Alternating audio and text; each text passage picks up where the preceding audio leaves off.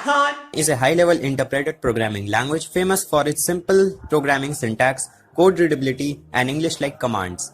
It's arguably the world's most popular programming language, often competing with JavaScript.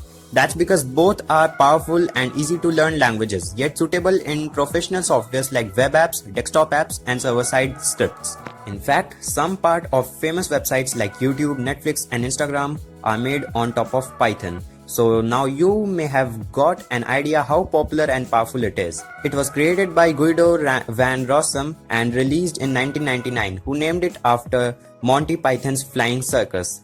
Unlike C++ or Java, where people get frustrated out by its complex syntax, Python provides you a more human-readable code. Python is mostly famous for complex machine learning algorithms and hacking purposes. You can get started by creating a file that ends with a .py extension to create a Python program. You can use the print function to print anything to the standard output.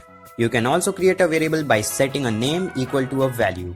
The language is strongly typed, which means values won't change in unexpected ways, but dynamic so typing annotations are not required. The syntax is highly efficient, allowing you to declare multiple variables on a single line. You can take input from user by using the input function.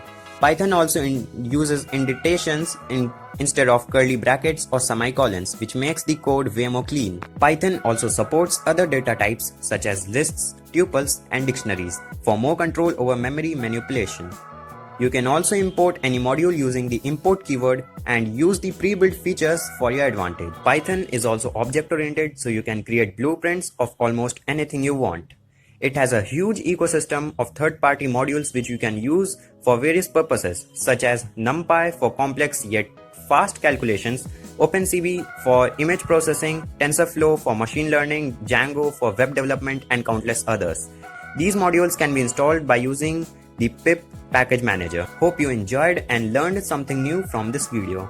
Hit the like and subscribe button if you wanna see more short tutorials like this. And as always, Thanks for watching.